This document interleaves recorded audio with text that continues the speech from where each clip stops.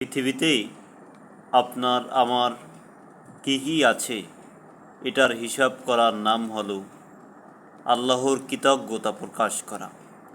কী কী নেই এর তালিকা করা মানি হলো অকৃতজ্ঞতা প্রকাশ করা। আপনার দুটি চক্ষু রয়েছে, আপনার হাত রয়েছে, আপনার পা রয়েছে, আপনার মস্তিষ্ক সুস্থ রয়েছে, আপনি রাস্তায় পাগলের বেশে ঘুরতেছেন না, আপনি সুস্থ রয়েছেন, তারপরেও আপনার কত অভিযোগ, কত হতাশা, কত আফসোস, আমার এটা নেই, আমার ওটা নেই।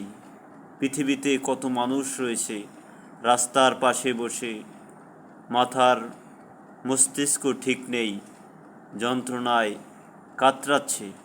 কত মানুষ রয়েছে দুটি পা নেই, কত মানুষ রয়েছে দুটি হাত নেই, কত মানুষ রয়েছে হাঁটতে পারে না, কত মানুষ কত অসুবিধার ভিতরে রয়েছে।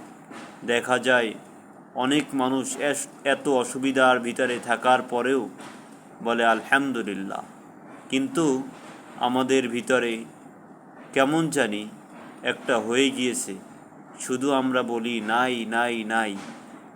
এটা একজন ভালো মানুষের এই গুণ হতে পারে না। একজন ভালো মানুষ যখন তাকে দুঃখ দুর্দশা দেওয়া হয় তখন সে ধৈর্য ধারণ করে, আর যখন তাকে আল্লাহ তাআলা তাকে ভালোবাসে, সম্পদ দান করে, তখন সে উৎফুল্ল হয় না, অহংকারী হয় না। এটা একজন ভালো মানুষের গুণ। কিন্তু আমরা সেটাই হয়ে যাইতেছি। যখন সম্পদশালী হয়ে যাই, যখন অর্থ সম্পদ থাকে, তখন রব্বুল আলামিনকে আমরা ভুলে যাই।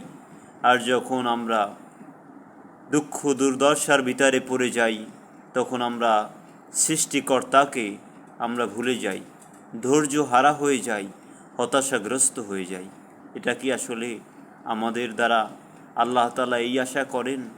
অবশ্যই নয়। আল্লাহ তাআলা তার বান্দাকে বিপদ দিয়ে, ধৈর্য দিয়ে পরীক্ষা করে থাকেন। এই জন্য আমাদেরকে ধৈর্য ধারণ করতে হবে বিপদে, আর ভালো থাকলে উৎফুল্ল অহংকারী হওয়া যাবে না। আল্লাহ হাফেজ। আসসালামু আলাইকুম।